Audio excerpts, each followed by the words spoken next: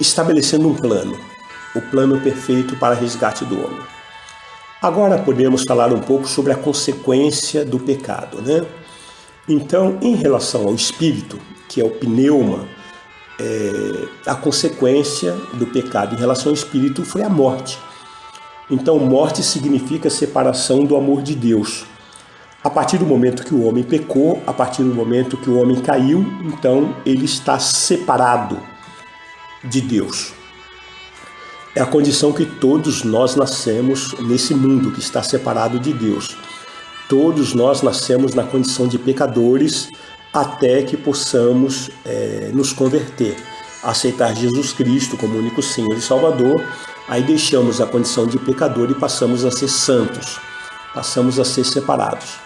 Mas enquanto isso, a consequência que o pecado trouxe para o espírito do homem foi a separação. Por isso a Bíblia nos dá conta que aquele que não tem Jesus Cristo, aquele que não tem a vida de Deus em si, esses são chamados de mortos espirituais. A consequência que o pecado trouxe para a alma do homem, a alma é o psique, né? Trouxe então uma desordem psicológica. Em Gênesis capítulo 3, versículos 8 a 13, nós percebemos claramente a consequência que o pecado trouxe para a alma do homem, pois está escrito: quando ouviram a voz do Senhor Deus, que andava no jardim pela viração do dia, esconderam-se da presença do Senhor o homem e sua mulher por entre as árvores do jardim. E chamou o Senhor Deus ao homem e lhe perguntou: onde estás? Ele respondeu, ouvi a tua voz no jardim, e porque estava nu, tive medo e me escondi. Perguntou-lhe Deus: quem te fez saber que estava nu? Comeste da árvore de que te ordenei que não comesses? Então disse o homem: a mulher que me deste por esposa, ela me deu a árvore e eu comi.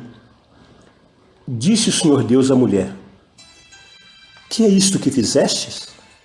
Respondeu a mulher: a serpente me enganou e eu comi. Percebam, amados, que diante das perguntas que Deus fez ao homem e também à mulher, eles, tendo a condição de se arrepender, eles apresentaram justificativas, né? E aí apareceram as primeiras enfermidades da alma, como a rebeldia, a vergonha, a insegurança, o medo, a culpa, irresponsabilidade, acusação, e tudo isso fruto do pecado, porque Deus não criou o homem com esse tipo de pensamento ou sentimentos, né? Então, essa distorção da alma é fruto do pecado. Qual a consequência, então, que o pecado trouxe para o corpo do homem? O corpo, que é o soma, né? Trouxe sofrimento, fadiga e doenças, né? Enfermidades. Em Gênesis capítulo 3, versículos 16 a 19, está escrito: e a mulher disse: multiplicarei sobremodo os sofrimentos da tua gravidez. Em meio de dores darás à luz filhos. O teu desejo será para o teu marido, e ele te governará. E Adão disse: visto que atendeste à voz de tua mulher, e comeste da árvore que eu te ordenara não comesses, maldita é a terra por tua causa. Em fadigas obterás dela o sustento durante os dias da tua vida. Ela produzirá também cardos e abrolhos, e tu comerás a erva do campo. No suor do rosto comerás o teu pão, até que tornes a terra, pois dela foste formado, porque tu és pó, e ao pó tornarás.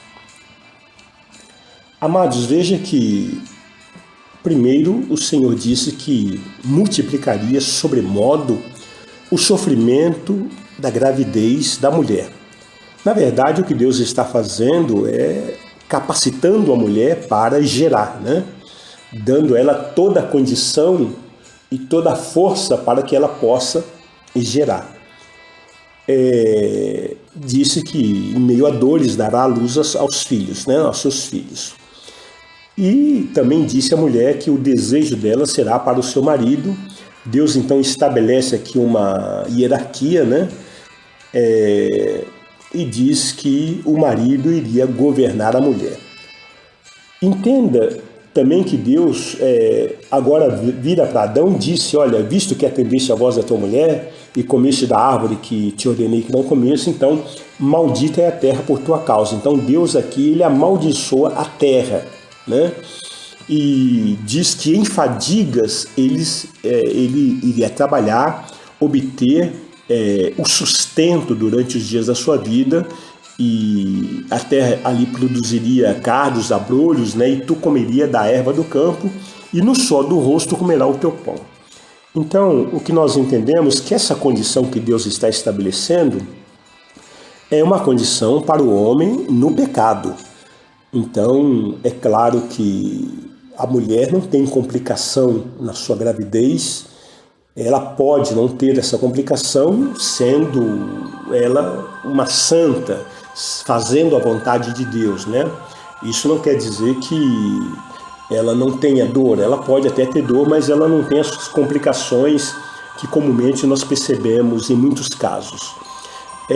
O homem também, ele trabalha, o homem do Senhor, o homem que tem o Espírito Santo de Deus, Deus é a força dele no seu trabalho, né? Ele não tem que trabalhar 12 horas por dia, 15 horas por dia, passar a noite trabalhando, trabalha final de semana, não tem domingo, não tem feriado, não tem tempo para a sua família, porque tem pessoas que ficam malucas, né? Ficam doidas aí por causa do trabalho. Além de virar uma idolatria, a pessoa tem que realmente se esforçar muito para poder sustentar a sua família, sustentar a sua vida e dar conta, né? Não perder aquela oportunidade que ele tem.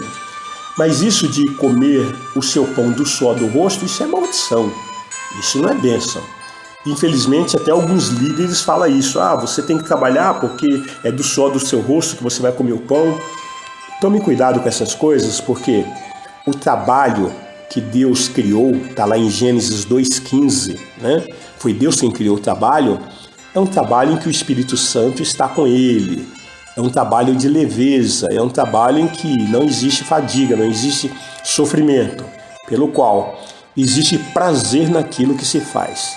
Tem pessoas que trabalham já preocupado com a segunda-feira que ainda não chegou ainda. Puxa, vai chegar segunda-feira, já tem que começar a trabalhar novamente. Tem pessoa que trabalha já esperando o final do mês para receber.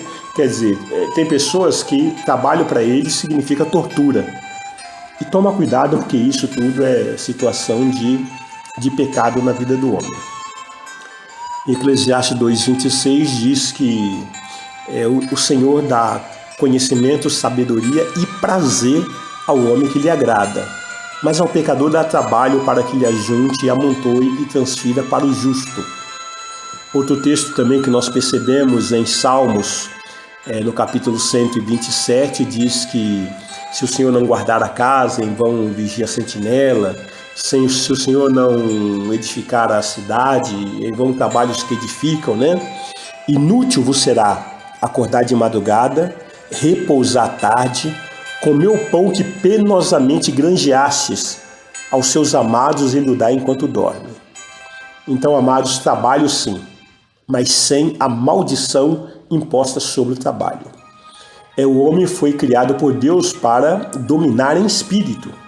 Porém, em função da sua queda pelo pecado, a alma assume agora o controle através dos sentidos, né, os 5 sentidos, sendo agora conduzido pelos seus pensamentos, experiências, pelos seus sentimentos, pelas suas vontades, pelas suas emoções. E alguns até procuram dominar através do dinheiro, através do sexo, através da religião, através do esporte, através da cultura, da fama, procurando através dessas coisas destaque, respeito, reconhecimento ou até mesmo popularidade, né? e assim o homem ficou cativo. Nós paramos por aqui, na próxima aula daremos então sequência a partir desse ponto. Senhor, muito obrigado por mais esse estudo, pelo início dessa ministração sobre cura interior e obrigado pela grande oportunidade. Nós cremos que o Senhor já começou a falar conosco e que grandes coisas o Senhor fará conosco durante essas ministrações. Pedimos para que o Senhor esteja guardando e abençoando todos os nossos ouvintes. Assim nós os abençoamos em nome do Pai, do Filho e do Espírito Santo de Deus. Amém.